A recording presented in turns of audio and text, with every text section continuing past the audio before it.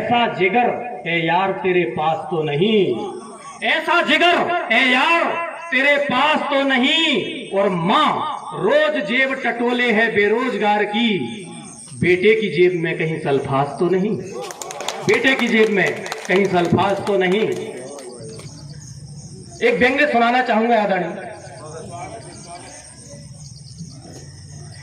एक बार एक हंस और एक हंसनी का जोड़ा दूर कहीं यात्रा पे निकले। रास्ते में व्यंग्य समझना भाई साहब कि हंस और हंसनी का जोड़ा उड़ते उड़ते चले। उनको ये दूर यात्रा पे जाना था। रास्ते में अंधेरा हो गया, शाम हो गई। तो रास्ते में जो गांव पड़ा, हंस और हंसनी गांव के बाहर एक पेड़ पर ठहर गए।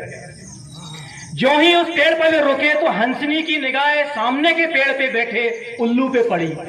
हंसनी ने अपने हंस से कहा कि अपन इस रास्ते से पहले भी गए हैं, पहले ये गांव तो आबाद था, लेकिन अब तो ये गांव उजाड़ हो गया है। तो उल्लू की तरफ कटाक्ष करते हुए हंस ने हंसनी को प्रत्युत्तर दिया कि जिस गांव में उल्लू हो वो गांव आबाद नहीं, उजाड़ नहीं तो क्या आबाद होगा। उल्लू ने ये बात सुनी और उसको ये बात लग गई। अगली सुबह बड़ी जल्दी जब हंस और हंसनी ने अपने लक्ष्य की ओर, गंतव्य की ओर उड़ान भरने के लिए उस पेड़ से ज्यों ही शुरुआत की, उस उल्लू ने हंसनी को पकड़ लिया और हंस से कहा कि तुम मेरी पत्नी को कहां भगाए ले जा रहे हो। हंस तो हतप्रभ रह गया। हतप्रभ होकर उसने कहा कैसी बात करते हो, ये हंसनी तो मेरी पत्नी है। उल्लू ने कहा नहीं, ये मेरी पत्नी है। रात भर तुमको यहाँ रैन बसेरा का अवसर दिया, यहाँ ठहरने की सुविधा दिया, तो तुम मेरी पत्नी को किडनैप करके ले जा रहे हो। हंस ने कहा नहीं, ये मेरी पत्नी है। उसने कहा बुला लो पंचायत। गांव की पंचायत बुलाई गई तो पंचों के सामने हंस ने दलील दिया कि देखिए इसका वर्ण और मेरा वर्ण एक सा है, ये मेरी पत्नी है। तो पंचायत के पंचों ने कहा कि तुम्हारी दलील हमें जम नहीं रही, हमने तो काले लोगों की भी गौरवर्णी पत्नी देखी है। तुम्हारा ये दावा खारिज किया जाता है और तुमको इसी वक्त गांव से निष्कासन का आदेश दिया जाता है।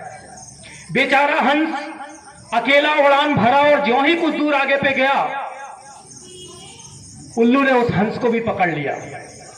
तो हंस ने उल्लू से कहा कि अब क्या चाहिए, तुमने मेरी पत्नी छीन ली, मेरे खिलाफ तुमने पंचायत में फैसला सुना दिया, अब मुझे क्यों पकड़ रहे हो। तो उल्लू ने कहा कि कल शाम को तुम जब आए थे और तुमने कहा था कि जिस गांव में उल्लू होते हैं उनके कारण गांव उजड़ता है, तो मेरी बात सुन के जाओ, मेरा ये उत्तर सुन के जाओ कि केवल एक उल्लू से कोई गांव नहीं उजड़ता।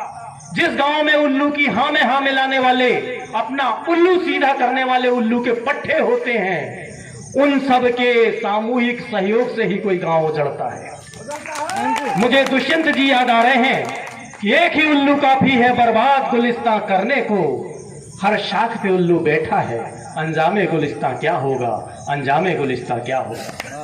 तो आइए मैं आवाज देता हूं इन चार पंक्तियों के साथ बालाघाट के कवि आदरणीय प्रणय श्रीवास्तव अश्क जी को, कि फिर नवीन जी को फिर से बुलाएं, अश्क जी को बुला लेते हैं कि रहनुमाओं के दिन कब के पूरे देखिए और रह गए इस दौर में केवल जंबूरे देखिए। रहनुमाओं के दिन कब के पूरे देखिए, रह गए इस दौर में केवल जंबूरे देखिए, और अब गुलाबों की तमन्ना छोड़ दो प्यारे मियां, सूंघने के नाम पर केवल धतूरे देखिए, केवल धतूरे देखिए। आदरणीय प्रणय श्रीवास्तव जी अश्क।